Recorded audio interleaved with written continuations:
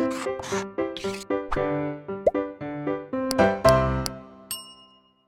Students, blueprint reader में आपका स्वागत है बच्चों। मैं आपका फिजिक्स टीचर अनुज शर्मा। बच्चों, जैसा कि आप जानते हैं कि हमारी यूनिट सेकंड कंप्लीट हो चुकी है और अब हमारी यूनिट थर्ड शुरू होने वाली है। बच्चों, यूनिट थर्ड में जो हमारा सबसे पहला चैप्टर होता है बच्चों, वो है विद्युत धारा का चुंबकीय प्रभाव। ठीक है बेटा। बेटा, ये बहुत बड़ी यूनिट है और इसमें बहुत ध्यान से करना चाहिए। बोर्ड में भी क्वेश्चन बहुत ज़्यादा आता है। तो बच्चों, आज का जो हमारा पहला जो टॉपिक है बच्चों, पहले चैप्टर का जो यूनिट थर्ड का जो पहला चैप्टर है बेटा, वो आप देखें ध्यान से तो हमें क्या क्या पढ़ना है। सबसे पहले बच्चों मैं आपको चुंबकीय क्षेत्र के बारे में बताऊंगा। उसके बाद बच्चों चुंबकीय क्षेत्र के बारे में, जो विद्युत धारा का चुंबकीय क्षेत्र है उसको किसने पता किया था बच्चों, ऑरस्टेड का प्रयोग था, ऑरस्टेड ने पता किया था। ठीक है स्टूडेंट। उसके बाद बच्चों जो चुंबकीय क्षेत्र निकालने का जो नियम दिया था सबसे पहले, वो बायो-सैवर्ट ने दिया था और बायो-सैवर्ट को आपको बहुत अच्छे से समझना पड़ेगा। उसके बाद बच्चों निर्वात की चुंबकशीलता विद्युतशीलता में संबंध स्थापित करेंगे। ठीक है बेटा। तो एक एक करके बहुत ध्यान से हम हर चीज़ों को समझेंगे। तो स्टूडेंट, सबसे पहले जो हमारे पास बच्चों ये रूल है और या चुंबकीय क्षेत्र की जो हम कह सकते हैं परिभाषा है, वो क्या है बेटा। तो चुंबकीय क्षेत्र की परिभाषा है बच्चों की, अगर कोई धारावाही चालक है तो बच्चों धारावाही चालक का मतलब है किसी चालक में यदि धारा प्रवाहित हो रही है तो उसके चारों तरफ का वह क्षेत्र जिसमें कोई चुंबकीय, जो हम बात कर सकते हैं चुंबकीय सुई, तो बेटा चुंबकीय सुई अपनी प्रारंभिक स्थिति से विक्षेपित हो जाती है। बच्चों, चुंबकीय सुई जिसे मैग्नेटिक नीडल बोलते हैं, ये सिर्फ चुंबकीय प्रभाव में विक्षेपित होती है, अदर विक्षेपित नहीं होगी। तो चुंबकीय क्षेत्र की बात करें बच्चों, तो हम इतना बात कर सकते हैं कि अगर सपोज करो एक तार में कोई धारा प्रवाहित हो रही है बेटा, इस प्रकार से। ठीक है बच्चों। और ये हमारी जो धारा प्रवाहित हो रही है तो कोई ना कोई सेल होगा और इस प्रकार से धारा अगर प्रवाहित हो रही है और नीचे हमने कोई चुंबकीय सुई रखी हुई है बेटा, इस प्रकार से। तो बच्चों, अगर ये चुंबकीय सुई इस प्रकार से है, जो जिसका नॉर्थ और साउथ इस तरीके से है और ये एक स्टैंड पे लगी हुई है, तो बच्चों अगर ये धारा प्रवाहित हो रही है तो इसके चारों तरफ का इस तार का, अगर मैं तार AB की बात करूं, तार AB के चारों तरफ का वह क्षेत्र जिसमें चुंबकीय सुई अपने मार्ग से विक्षेपित हो जाती है बेटा, इस प्रकार।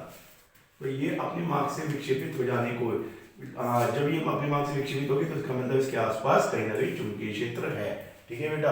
अब इसके बारे में जो सबसे पहले बताया था ऑरस्टेड ने बताया था, तो हम सबसे पहले ऑरस्टेड का प्रयोग करेंगे। ठीक है स्टूडेंट।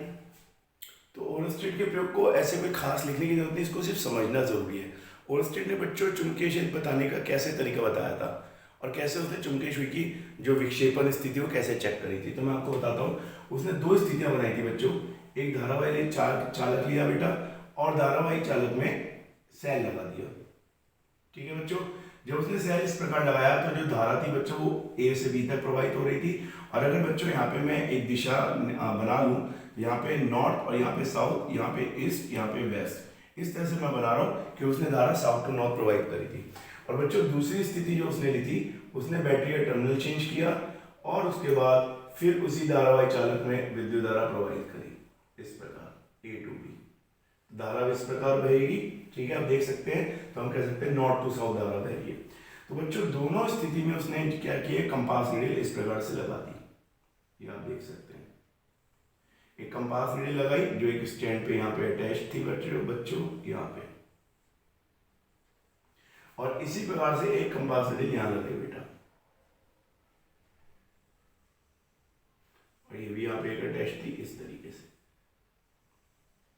अब बच्चों उसने क्या देखा, उसने देखा कि जब धारा A to B यानी साउथ टू नॉर्थ जाती है तो जो ये चुंबकीय सुई का जो नॉर्थ साउथ ये स्थिति में है, ये अपने मार्ग से विक्षेपित हो जाता है। और ये किस तरीके से होता है उसने बच्चों बताया, मैं साफ साफ बता दूं, एक एम्पियर स्विमिंग रूल है, उसे लगा के बताया था, हालांकि बोर्ड में नहीं आता, पर इसके लिए एम्पियर ने एक रूल दिया था कि अगर कोई तैराक जो तैरता है, अगर वो धारा की दिशा में तैरे बेटा, धारा की दिशा में इस प्रकार, वो धारा की दिशा में अगर तैर रहा है और उसका उल्टा हाथ जहां होगा, अगर ये उसका लेफ्ट हैंड है, लेफ्ट हैंड और ये है बेटा राइट हैंड, जहां उसका उल्टा हाथ होगा वही उसकी जो चुंबकीय क्षेत्र की विक्षेपित की स्थिति होगी। तो बच्चों अगर ये उल्टा हाथ ऊपर की तरफ जा रहा है तो ये जो नॉर्थ पोल है ये हमें ऐसे दिखाई देगा बेटा, ऐसे, इस प्रकार से। तो बच्चों उसका नॉर्थ पोल ये हो जाता है, साउथ पोल ये हो जाता है, इसे मैं थोड़ा डॉटेड दिखा देता हूँ बच्चों, इस प्रकार से। और बच्चों वेस्ट दिशा की तरफ आप देख सकते हैं विक्षेपित हो जाती है। ठीक है बेटा, इसी प्रकार हम दूसरी वाली को भी करते हैं। ठीक है स्टूडेंट, तो दूसरी वाली में अगर हम देखें तो धारा की दिशा इस प्रकार हो गई है, उस तरफ हो गई है, तो अब हम कहेंगे तैराक जो है इस तरफ जा रहा है, इस तरफ धारा की दिशा में। ठीक है बच्चों, तो बच्चों अब अगर हम देखें तो उसका लेफ्ट हैंड कहाँ जाएगा, ये उसका लेफ्ट हैंड होगा बच्चों, और ये वाला क्या होगा बच्चों, राइट हैंड होगा। तो बच्चों लेफ्ट हैंड का मतलब इस तरीके से। अब चूंकि सुई नीचे की तरफ जाएगी और कौन सा पोल जो है नॉर्थ की तरफ जाएगा बच्चों, नीचे जा रहा है। तो आप देखिए बच्चों इस कंडीशन में चूंकि सही का जो ये नॉर्थ पोल है वो नीचे की तरफ चला जाएगा इस प्रकार,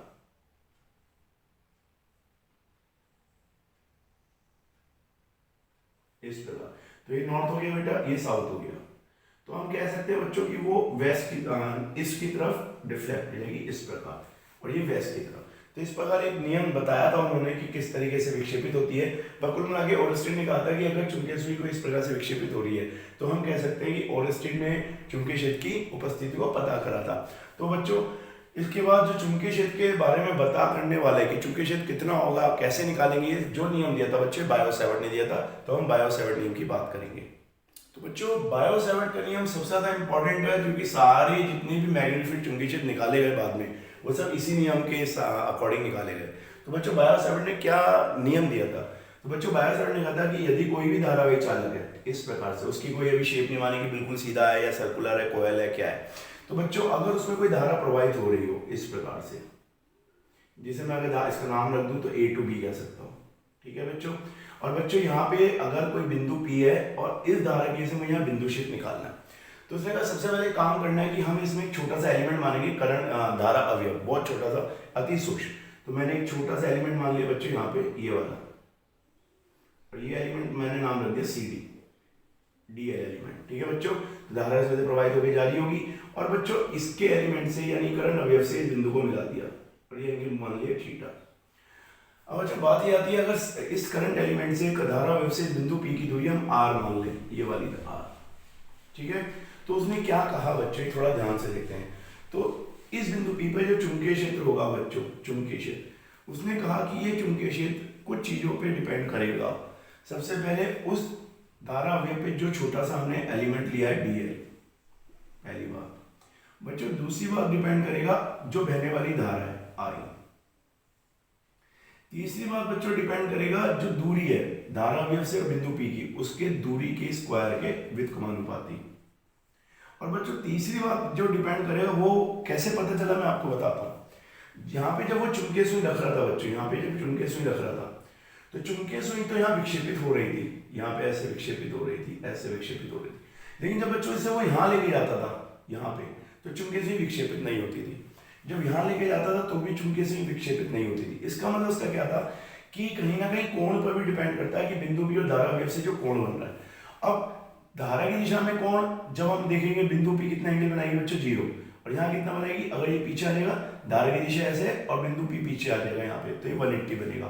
तो उसने कहा कि 0 180 पे 0 हो रही है, तो इसका मतलब कहीं ना कहीं साइन पर डिपेंड करेगा, साइन थीटा पर, इस प्रकार से। तो ये मैं हटा देता हूँ थोड़ी देर के लिए, इससे आपको कुछ करना नहीं है।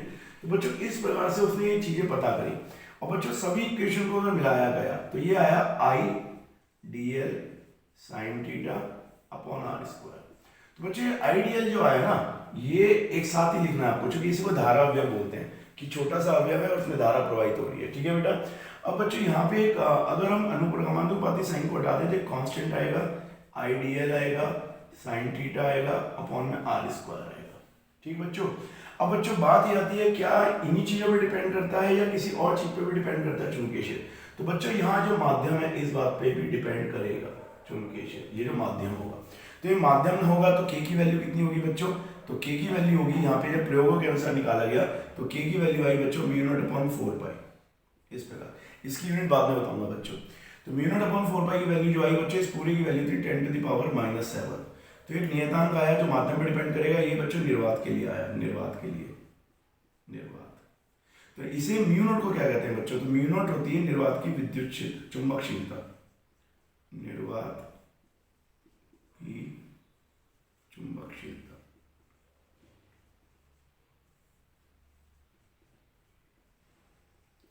ठीक है बच्चों। तो फाइनली फार्मूला जो बच्चों हमारे पास बना बायो सेवर्ट का, वो क्या बना, हमारे पास फाइनली फार्मूला बन गया mu naught upon 4 pi I D L sine theta, I D L sine theta upon R square. ठीक है स्टूडेंट। तो बच्चों बात ये आती है कि क्या ये क्या चीज़ है। तो बच्चों इससे चुंबकीय क्षेत्र का परिमाण बता सकता है एक छोटे से वेव का। इसमें दिशा के बारे में कोई भी जानकारी नहीं है कि चुंबकीय क्षेत्र स्केलर क्वांटिटी है वेक्टर क्वांटिटी है। तो अब हम इस पर बात करेंगे। ठीक है स्टूडेंट। तो चुंबकीय क्षेत्र का सदिश रूप क्या है बेटा। तो चुंबकीय क्षेत्र का सदिश रूप रखने के लिए बच्चों हम बायो सेवर्ट का फिर से नियम लिख देते हैं जो हमने पता करा है, mu naught upon 4 pi I D L और sine theta upon R square. ये हमने नियम लिख दिया। बच्चों उस चित्र को हम दोबारा से एक बार देखें। ये जो हमारे पास चित्र था, ये हमारे पास कोई ये भी धारावाही चालक था, इसमें हमने छोटा सा डीएल एलिमेंट माना था और ये धारा जा रही थी। ठीक है बेटा। और इस डीएल एलिमेंट से बच्चों अगर मैं इसका नाम सी डी रख दूं, यहां से किसी पॉइंट को हमने दूरी आर मानी थी। ठीक है, यहाँ पे चुंबकीय क्षेत्र बच्चों ये जो थीटा हमने माना था, अगर जब पॉइंट बी को इधर उधर रखने से विद्युत चुंबकीय क्षेत्र का मान चेंज होता है तो इसका हम दिशा पर डिपेंड करेगा। तो यहाँ पे हम एक एकांक सदिश मान लेते हैं आर। ठीक है बच्चों। अब बच्चों इस मामले को मैं कैसे लिख सकता हूँ, मैं लिख सकता हूँ mu naught upon 4 pi I D L. बच्चों एक साथ ही लिखा है ना, इसे आप अलग नहीं लिख सकते। अब बच्चों आपने एक चीज पढ़ी होगी, ए क्रॉस बी बराबर ए बी साइन थीटा। तो जहां साइन थीटा आता है बच्चों वो वेक्टर प्रोडक्ट यानी क्रॉस प्रोडक्ट होता है। तो इस साइन थीटा को देख के मैं यहाँ एक काम कर सकता हूँ, आई डी एल पे एक वेक्टर लगाता हूँ और आर पे कैप लगाता हूँ और अपॉन आर स्क्वायर। तो ये बच्चों मेरे पास एक सदिश रूप आ गया इस प्रकार से, और डीबी पे भी वेक्टर का साइन लग जाएगा। तो बच्चे पता चलता है कि जो करण धारा अवयव है और जो एकांक सदिश है उसका जो वेक्टर गुणनफल है, ठीक है, सदिश गुणनफल, उससे हमें चुंबकीय क्षेत्र प्राप्त होता है। तो इससे बच्चों साफ पता चलता है कि चुंबकीय क्षेत्र एक सदिश राशि है, सदिश राशि। बच्चों इसकी दिशा क्या होगी, तो इसमें कोई ज्यादा दिमाग लगाने वाली बात नहीं है। जो सदिश गुणनफल से राशि प्राप्त होती है वो हमेशा उन दोनों वेक्टर जिनका सदिश गुणन किया गया है उनके लंबवत होती है बेटा। ठीक है, कैसे पता करते हैं इसे आप देखो, बहुत आराम से हो सकती है बच्चों। ये अगर ये मैं x लूं, ये y लूं और ये z लूं, तो बच्चों अगर एक एक्सिस पे मैं dl ले लूं जो धारा और करंट इस डायरेक्शन में जा रही है, और इस बिंदु पर मुझे अगर बच्चों चुंबकीय क्षेत्र निकालना है जिसकी दूरी जो है r है और ये एकांक सदिश हो गया। ठीक है बेटा। तो यहाँ पे मैं वेक्टर की बात कर रहा हूँ। तो बच्चों बात ये आती है कि इसकी दिशा किस तरफ होगी। तो अगर ये x और y में है तो बच्चों चुंबकीय क्षेत्र की दिशा z एक्सिस कहलाऊंगी, क्योंकि आइडियल और r के क्योंकि जहाँ दूरी है, जहाँ बिंदु P है उसके लंबवत होगा। तो बच्चों चुंबकीय क्षेत्र की दिशा यहाँ पे होगी इस प्रकार से। तो मैं बल्कि इसको यहाँ ना लिख के यहाँ लिख सकता हूँ। इसका मतलब क्या है बेटा, इसका मतलब ये है कि ये चुंबकीय क्षेत्र इस बिंदु पर अगर देखा जाए, ये तो ऐसे बनाया गया, इस बिंदु पर ऐसे लंबवत होगा, लेकिन ऐसे बना इस तरीके से गया। अगर ये एक्सिस में बिंदु P पे बनाऊं तो इस तरीके से बनेगा लंबवत। ठीक है बच्चों। तो इसमें एक चीज और बताया था बच्चों, अगर आइडियल क्रॉस आ है तो कोण इस तरह से चलेगा गाड़ी की विपरीत दिशा में, तो ये कोण बच्चों धनात्मक माना जाता है। तो चुंबकीय क्षेत्र की बच्चों धनात्मक पॉजिटिव जेड एक्सिस की तरफ होगी इस प्रकार।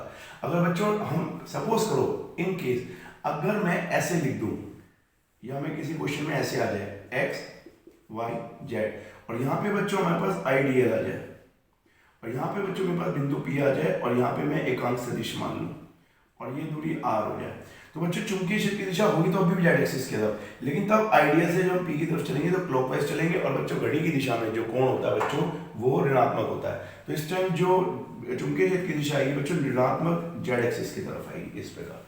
तो इस प्रकार से आप इसकी दिशा निकाल सकते हैं। ठीक है स्टूडेंट। तो बच्चों अगर निर्वात की चुंबक क्षेत्र विद्युत क्षेत्र में संबंध देखें तो कैसे निकालेंगे।